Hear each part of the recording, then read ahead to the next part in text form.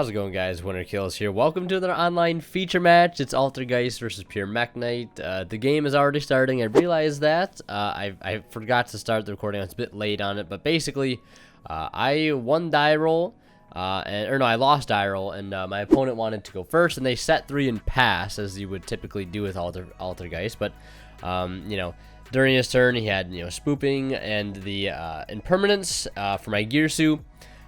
So I just try to go into battle phase here immediately to force anything, because I know if he has the silk bounce, I can chain purple essentially to dodge out, whatever he's trying to bounce back. So that's exactly what I'm trying to do right here.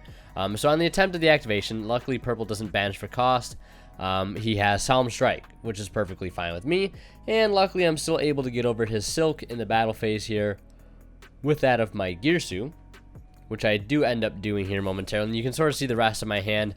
Not the greatest, but the one thing really that can be said about it that makes it really not terrible is the copy of the secret in my hand. Not only will that net me a monster negate, during my next turn, it allows me to get purple Nightfall back on the field, which is great. And I can also boost it up by 1,000 attack and defense as well, if he so happens to try to get anything on the board that would be able to beat over it, like a Hextia, a really powerful Hextia, whatever it may be.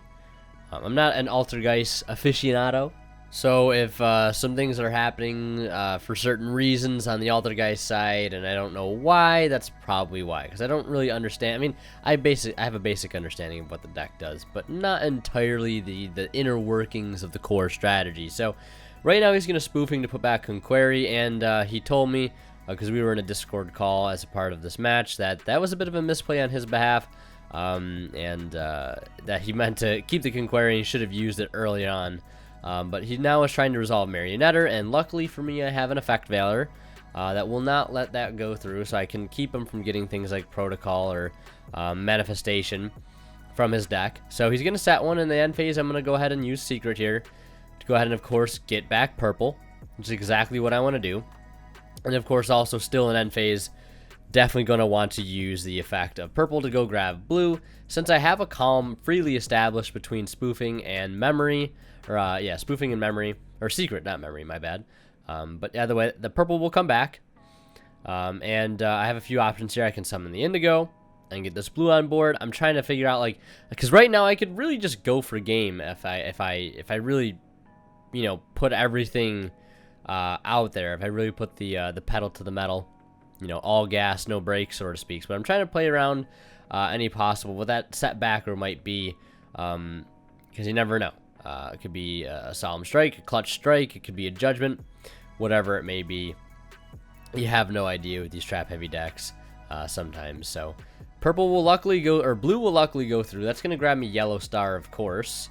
So now I believe I'm going to go ahead and link off the Blue Sky and the Gearsu here, keeping that purple on field, as I want to keep the purple in circulation. And I'm going to summon the Morning Star.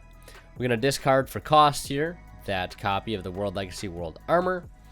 And I believe with that, I go get Key. Now, one thing I could have done here actually for a bit more extension is I could have gone for Succession, brought back the Gauntlet, search Key off of that, and got an additional body on board. So that is something I could have very well have done.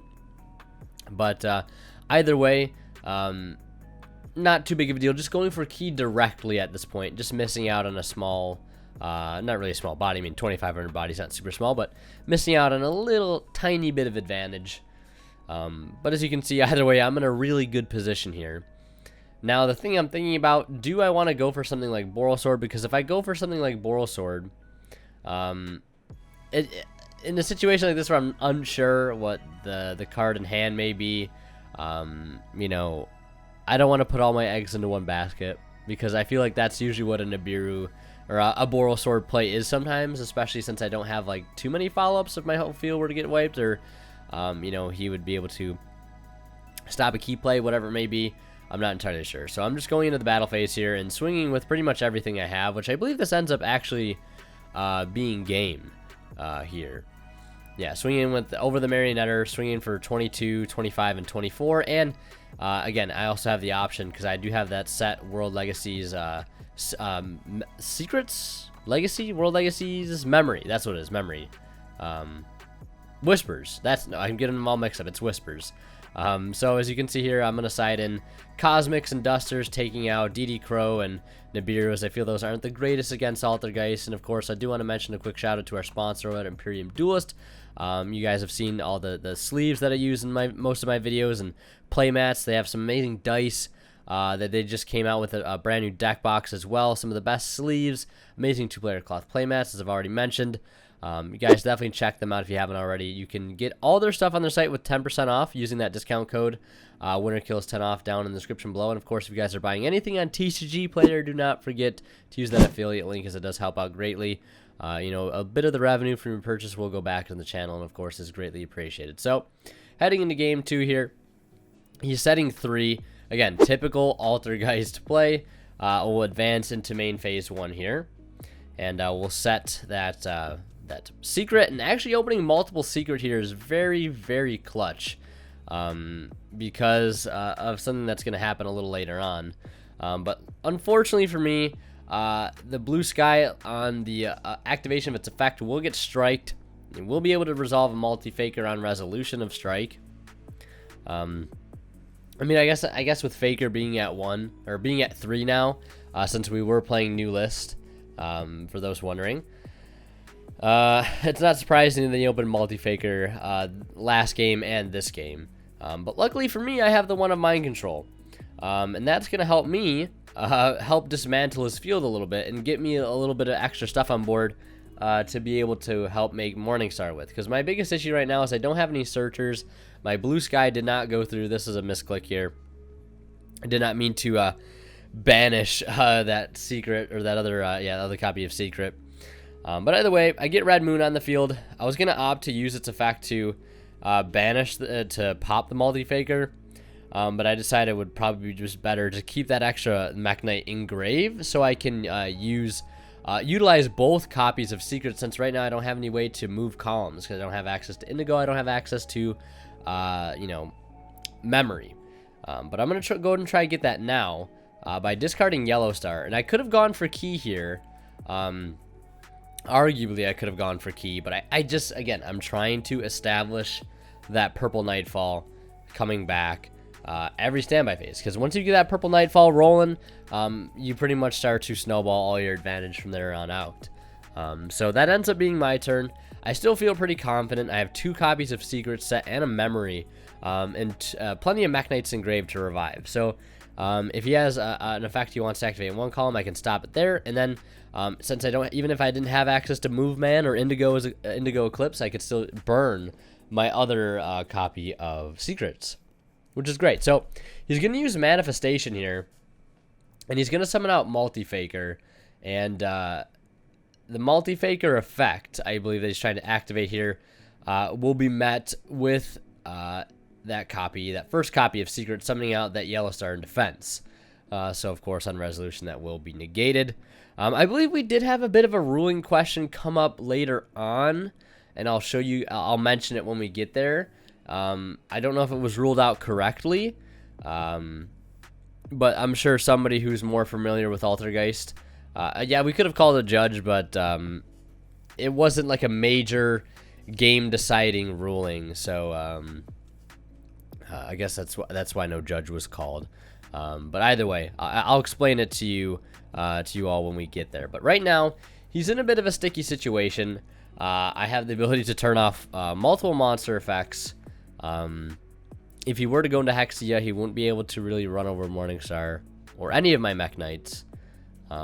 Really not a whole lot of advantage on his side of the board. And again, with that memory that I have set, I can go get purple no problem, and go get Girsu alongside that, or get Blue Sky to then get Girsu, and just pretty much repeat what happened in game 1, which was, you know, essentially a swift OTK. So he normal summons an Altergeist I really haven't seen too much of, if at all. And he's going to use it to link into Hexia. And I believe he ends up going to the battle phase here. And I was a little confused by this, but obviously after reading Hexia again, you know, seeing, oh, he's just trying to crash to get into the grave, so he can get a resource back. So we'll take the 500.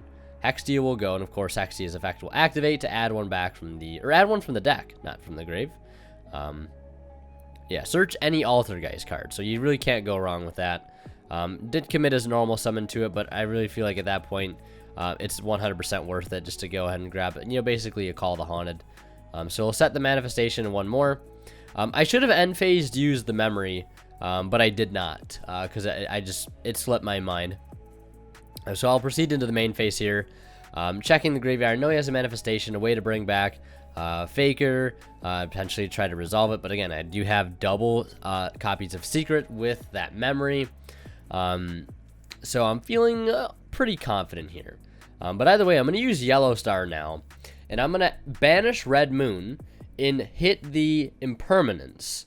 Now, he ends up targeting here the Morning Star to negate its effects on field to prevent from, you know, the battle damage stuff. But the thing he doesn't realize is that Yellow Star is not a hard once per turn. As I can use it multiple times so long as I'm able to get it into another column, which again, where this top-decked Indigo Eclipse is going to come in very handy.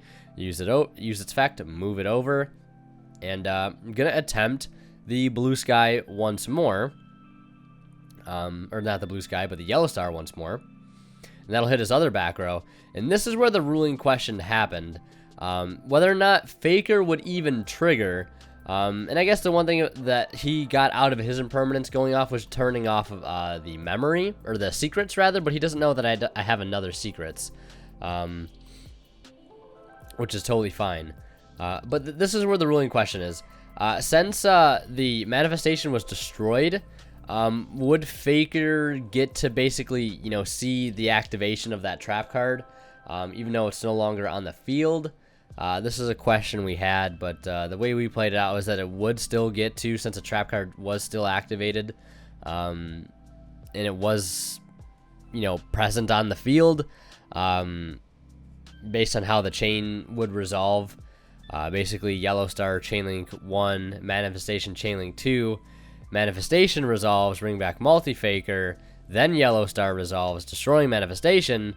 You know, Faker and Manifestation are still on the board at the same time, so I don't know exactly how to resolve, but that's just sort of how we agreed with it, you know, and that's how we figured what would make most sense to us anyways. And he's going to go ahead and summon out one from the deck, basically just sort of stalling at this point, trying to survive as long as he can. So he's going to summon out that Kunk in defense. Either way, if Faker did or did not get to see that card, or get to resolve, whether it really doesn't make too big of a difference here. Now, he has an Imperial Order, which is, this is another thing that my opponent mentioned to me that he should have used this earlier on, you know, on the Mind Control. But either way, I would have probably been able to out the Imperial Order with the Yellow Star later on, so it's not really too big of a deal, but I still would have had to play through one Silk Interruption. But again, you know, sometimes these misplays happen when you're in the heat of the game. You have a card, you know you should activate it, but it just kind of slips your mind on when you should activate it. But ultimately, I don't think it would have made too big of a difference from my standpoint anyway. So I lose out on the memory, which throws me off a little bit because I'm trying to push for game right here. And I'm deciding, should I go for Boral Sword or should I go for the BLS? Because if I go for Boral Sword, I can't OTK. I still can't because I have to Boral Sword attack into the Kunk, and then attack with like the Indigo that I revive off of my other copy of the Secrets, and then swing with that, and then swing again with Boral Sword. So I don't think I would have been able to OTK, but this way I clear basically both his cards, and leave a monster on the field that he can't deal with, essentially. And I top deck Key, which is huge, because that's going to get me back Blue Sky, and it's going to also, you know, give me a column to lock down whatever trap he has here. So Blue Sky is going to go through fully uninterrupted here, and I'm just trying to figure out how to just close it out right now.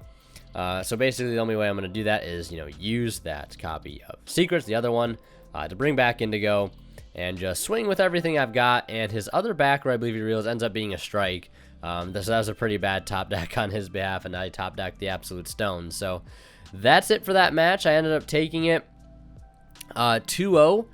Played against two very backer heavy decks this little online tournament so far.